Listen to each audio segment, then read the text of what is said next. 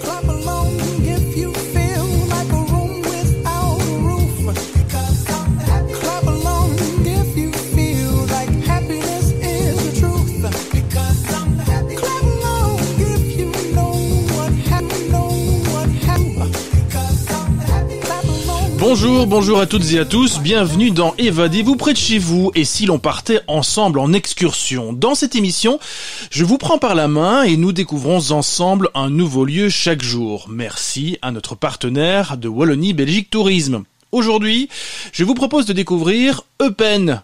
Eupen est une capitale. La capitale de la communauté germanophone, c'est l'une des 9 communes belges de langue allemande. Eupen se trouve à 15 km à peine d'Aken, Aix-la-Chapelle.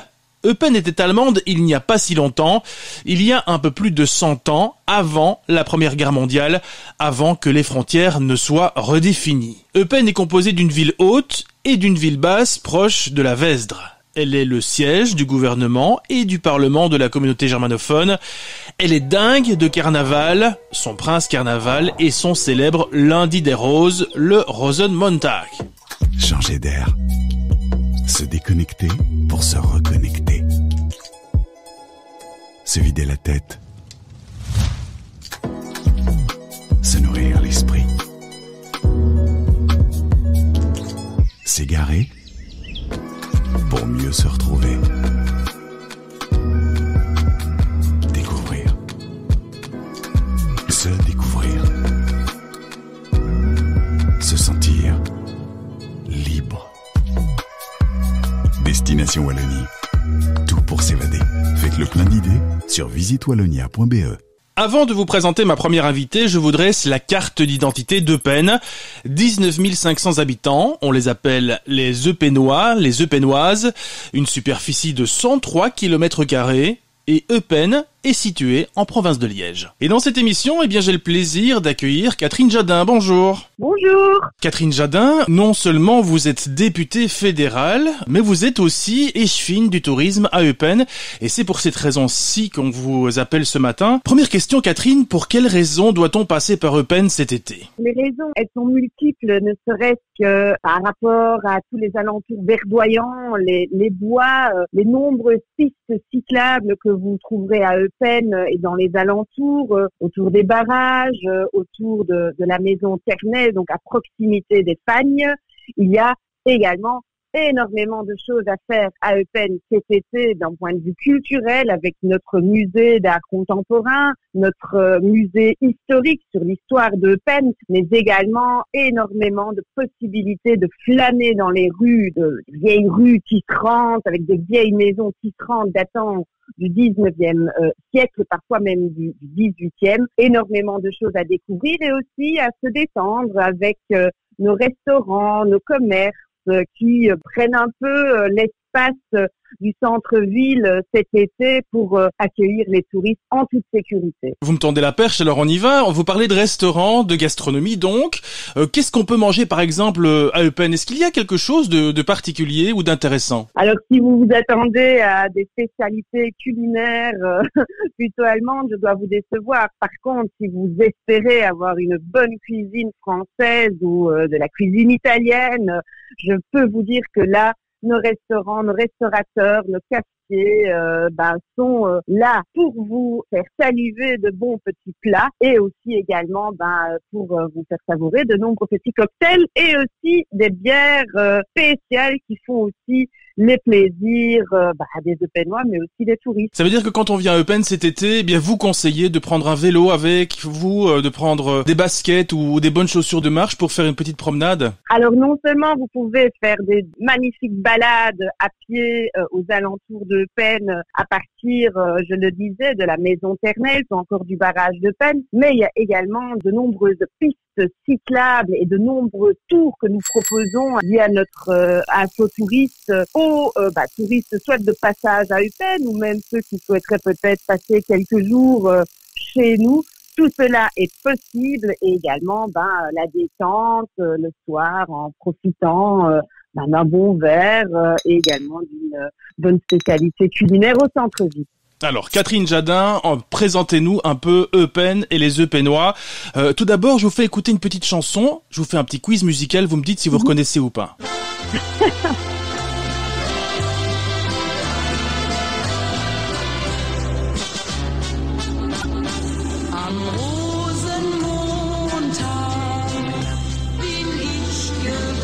Alors, vous reconnaissez cette chanson ou pas? Qu'est-ce que c'est? Alors oui, de ça évidemment, c'est une des chansons que nous pouvons chanter aussi lors de la période du carnaval. C'est une chanson rhénane, puisque notre carnaval est de tradition rhénane et en l'occurrence, la chanteuse provient de Cologne. Mais je peux vous rassurer, nous avons également nos petites chansons bien à nous, à Eupen, en patois.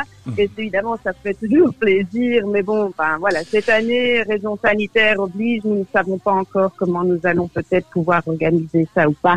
Mais on verra. Mais oui, parce que quand on pense Eupen, on pense carnaval, on pense Rosenmontag, évidemment. C'est le lundi des roses qui a lieu, bon, c'est pas pendant l'été, évidemment. Mais le carnaval et Eupen, ce sont deux choses tout à fait indissociables.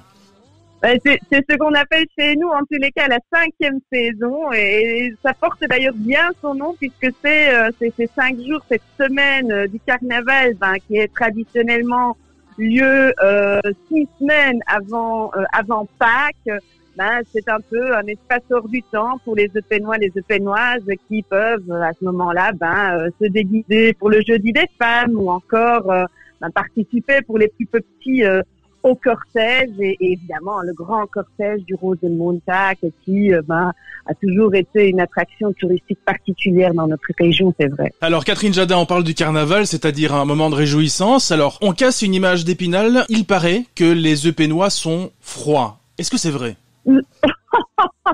Non, honnêtement, non. Les Eupenois sont très, très chaleureux. Il faut, pas sûr, je pense, aussi faire un tout petit peu l'effort de la découverte de ce que peut être Eupen et de ce que peut être aussi l'accueil qu'on peut recevoir à Eupen. Il est généralement très, très bon et il est surtout très, très chaleureux et amical. Nous sommes entre la Meuse et le Rhin, entre Cologne et entre Liège. Comment voulez-vous qu'au carrefour de deux telles cultures, nous puissions pas être convivial et chaleureux? En tout cas, il y a quelque chose quand même d'incroyable et je pense d'unique en Belgique. C'est le pouvoir économique de la communauté germanophone en Belgique. Alors, ça représente effectivement 9 communes, mais au niveau économique, c'est une force assez incroyable, je pense. Nous avons cet avantage justement d'être vraiment à la croisée de deux cultures, la culture romane et la culture germanique. Nous avons cet avantage également de pouvoir jeter donc des ponts, que ce soit au niveau culturel évidemment, mais aussi au niveau économique, et ça se ressent évidemment très fortement aussi dans les zonings industriels que nous avons, dans les types de technologies que nous développons à Eupen. Nous avons énormément d'industries qui, par exemple, livrent le secteur aéronautique ou qui sont présents dans tout ce qui est mécanique fine. C'est une espèce de know-how qui se développe très fortement, y compris dans le zoning d'Eupen, mais également une multitude de petites et moyennes entreprises qui, souvent familiales, perdurent de génération en génération. Nous sommes vraiment très heureux qu'avec une formation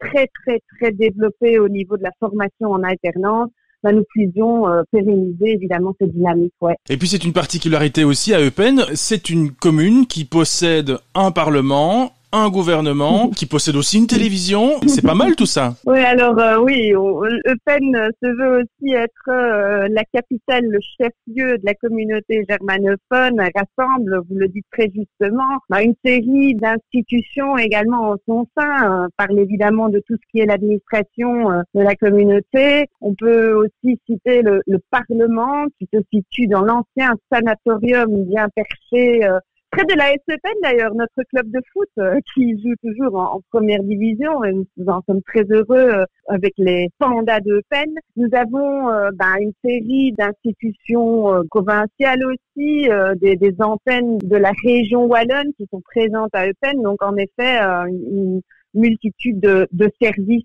installés à Eupen. Oui. Il y a à la fois cette ville haute Et cette ville basse, près de la Vesdre? Oui. Alors, Eupen se situe à 257 mètres au-dessus du littoral de la mer. Donc, c'est déjà quand même une belle hauteur, point de vue la Belgique. Bon, c'est pas le point le plus haut, mais nous avons été connus pour l'excellente qualité de l'air. D'ailleurs, il y avait le sanatorium qui permettait aussi à ceux qui voulaient se reposer de venir se reposer à Eupen en profitant du bon air. Nous avons une grande partie de notre territoire communal qui comprend déjà les Fagnes. Les Fagnes, on le sait, aussi un poumon vert pour notre pays. Et alors, ce que vous évoquiez, ça c'est finalement, vous savez, l'altitude n'est pas très grande entre ce qu'on appelle en effet la ville basse et la ville haute. La ville basse, se situe dans le bassin de la Vesdre, puisque c'est la Vesdre qui coule à travers Eupen. Et la ville haute, traditionnellement, était plus, comprenait de nombreuses maisons de style patricien, donc c'était des maisons tisserands. Et la ville basse était, je pense, le quartier originellement un peu plus populaire d'Eupen. Et vous l'avez précisé, les Hautes-Fagnes sont vraiment à un jet de pierre du centre-ville. C'est l'occasion aussi d'y faire une belle promenade. Peut-être une dernière chose, Catherine Jadin, si vous aviez par exemple une journée type à proposer à nos auditeurs pour pouvoir venir en excursion à Eupen, ce serait quoi par exemple? Le matin, le midi, l'après-midi? Alors, levez-vous de bonne heure et prenez à l'infotourisme un vélo électrique et baladez-vous peut-être jusqu'au barrage de Eupen. Vous pouvez là avoir un petit tour du barrage qui vous rafraîchira. C'est un petit tour de 10-15 km, mais je pense qu'à vélo, c'est tout à fait jouable et vous pourrez profiter des nombreux paysages aussi jolis que différents.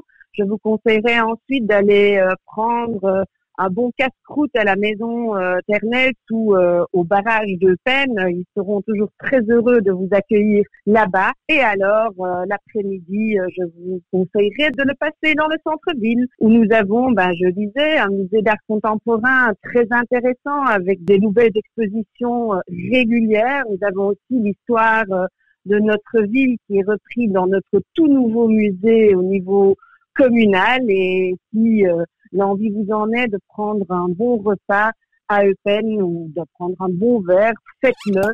Le centre-ville est à vous. Il est ouvert tout l'été de manière très conviviale avec, je l'espère, aussi beaucoup d'animations puisque nous avons également en collaboration avec les acteurs culturels de notre région, les acteurs sportifs, mis en place aussi quelques petites animations qui vous permettront de profiter en toute sécurité du bien-être à Eupen. C'était Catherine Jadin, députée fédérale et chefine du tourisme à Eupen. Merci Catherine Jadin d'être passée par l'antenne d'RCF pour nous vanter les mérites d'Eupen.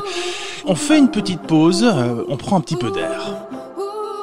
At 17, I started to starve myself. I thought that love was a kind of emptiness. And at least I understood then the hunger I felt. And I didn't have to call it loneliness. We all have a hunger. We all have a hunger. We all have a hunger. We all have a hunger. Tell me what you need. Oh, you look so free. The way you use your body, baby. Come on and work it for me. Don't let it get you down. You're the best thing I've seen.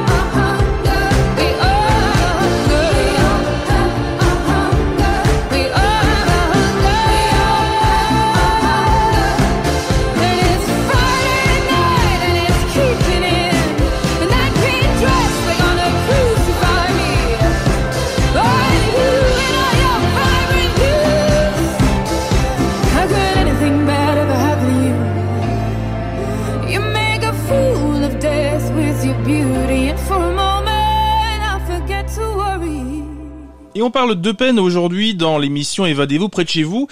Et j'ai le plaisir d'accueillir Myriam. Bonjour Myriam. Bonjour Frédéric.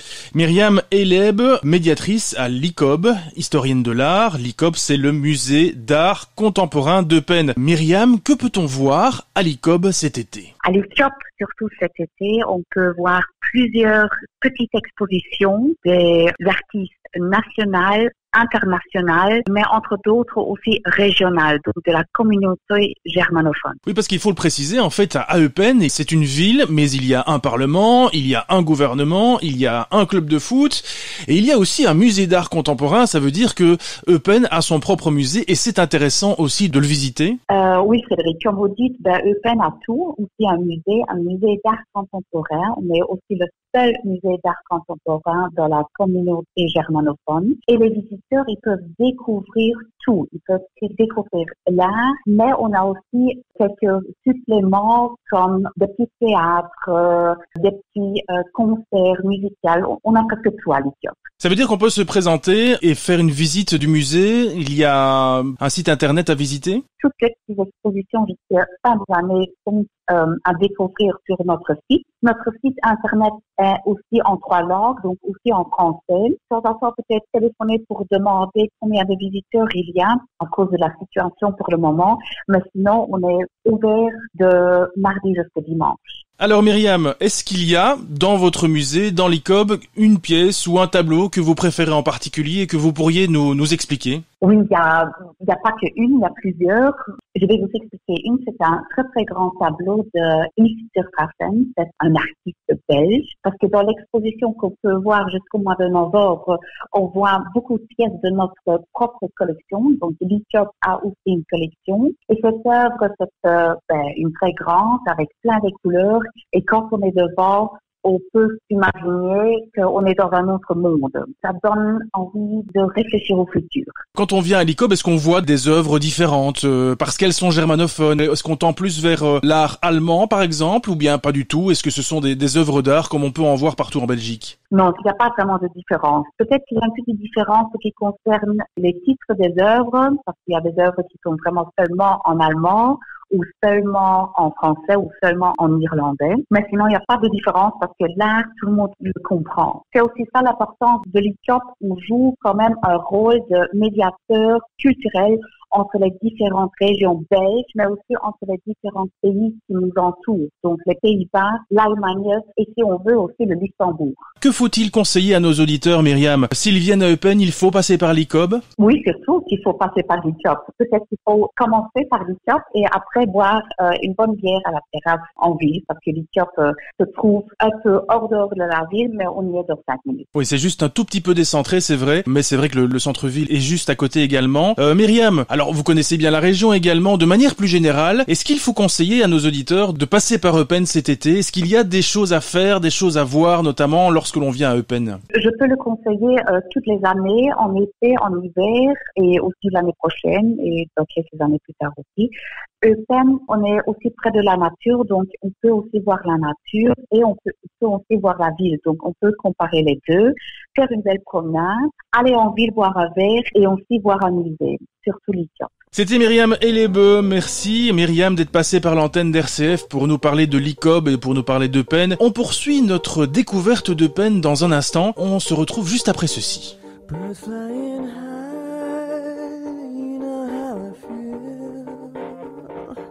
Sun in the sky, you know how I feel. Reeds drifting on by, you know how I feel. It's a new dawn, it's a new day, it's a new life for me. And I'm feeling good.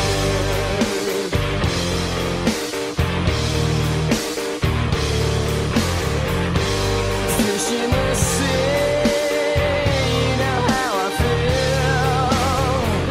River running free, you know how I feel. Blossom in the trees, you know how I feel. It's a new dawn, it's a new day, it's a new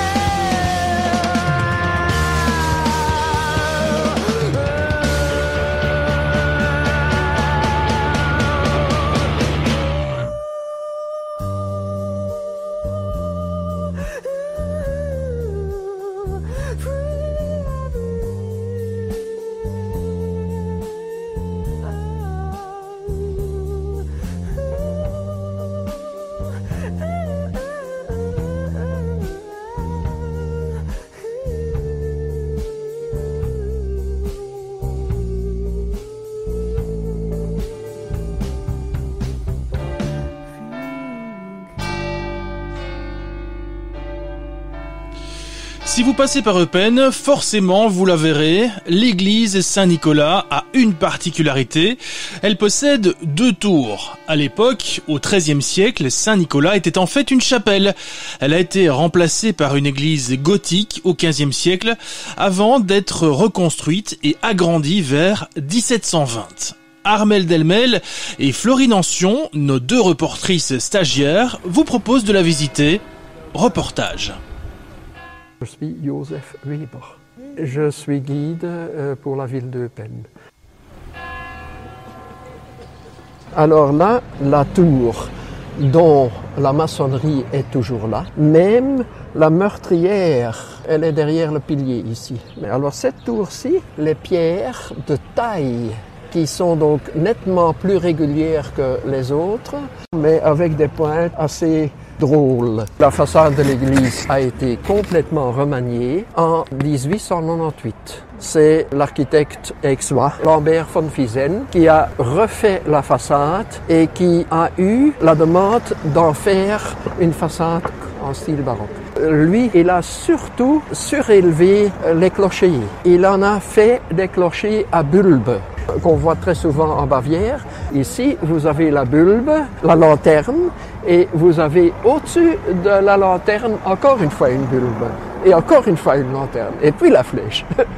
Et vous avez des clochers jumelles, ce qui n'était pas le cas auparavant. Le pignon central est aussi l'ouvrage de ce von Vizen. Et là, on a aussi plusieurs éléments. Il y a entre autres 3 statues qui se trouvent là dans le centre, qui sont à gauche. Naturellement, c'est Nicolas qui est le patron de l'église. Au milieu, le Saint-Sauveur et à la droite, Sainte-Anne et Sainte-Marie. Le rectangle du dessous avec le portail, ça c'est encore de la Renaissance. C'est encore l'ouvrage de Meferdatis, donc du premier architecte.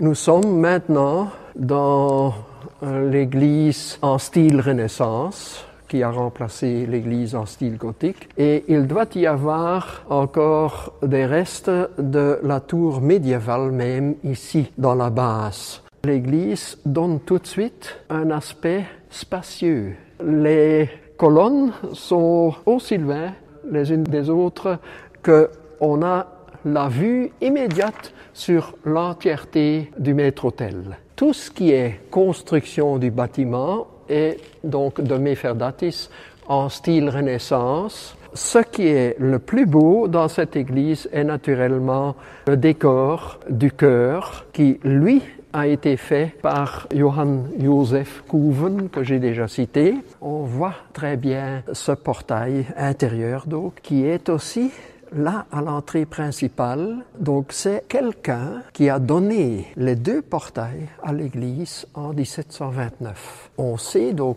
que c'est Monsieur Matthias Pass. Alors, nous sommes maintenant ici devant le maître-autel. Il est quand même très spécial parce qu'il est complètement construit en bois de chêne. Il n'y a aucun gramme de marbre autour. Il y a donc un rétable. Elle est encadrée par 6 colonnes qui, elles, ont à leur base des bas-reliefs des 12 apôtres. Entre les apôtres, vous avez le tabernacle. Il y a en façade et à gauche et à droite des scènes bibliques. Alors vous avez au-dessus de cela l'agneau de Dieu. En dessous du tabernacle, vous avez un dépositoire dans lequel on peut mettre les calices et qui lui aussi a été décoré avec quelque chose de plutôt colorié. C'est une scène d'annonciation. Le retable lui-même, il nous donne 2 saints important pour cette église-ci et naturellement à gauche, à nouveau Saint-Nicolas avec la cuve avec les 3 enfants puisque d'après la légende il a sauvé des enfants. Alors à la droite, Saint-Lambert. Au-dessus de leur tête, le globe et des poutis qui portent des insignes des 2 évêques, c'est-à-dire leur crosse et leur mitre. Et alors, au-dessus du globe, le Jésus-Christ et Dieu le Père. Et naturellement, le Saint-Esprit, il ne peut pas être très loin parce que on veut avec cela symboliser la Trinité. Et alors, vous avez aussi les poutis qui volent dans l'entièreté du ciel et qui ont à leur côté 6 anges et 2 anges tout au-dessus portent l'inscription Eupen Dedit 1744. Donc, Eupen a donné l'autel à l'Église. Pas la commune, mais les gens. Mais il y avait aussi les drapiers et d'autres personnes riches qui avaient financé le maître-autel. La chaire de vérité, à l'origine, elle était marbrée et dorée. Et elle a été faite en style baroque et l'escalier avec sa rampe nous montre vraiment ce que les ébénistes de cette période-là étaient capables de faire. Les vitraux, c'est pratiquement tous des dons. Il y a un don un peu spécial, c'est le vitrail de Sainte-Élisabeth. C'est la Société d'électricité qui l'a payé. Les statues des apôtres, c'est des sculptures en bois qui ont été faites en 1640 par Jérémie Geisselbrunn. Durant 30 minutes, nous avons découvert ensemble Eupen. On se retrouve demain pour une nouvelle destination touristique en Belgique. Je vous souhaite une excellente journée.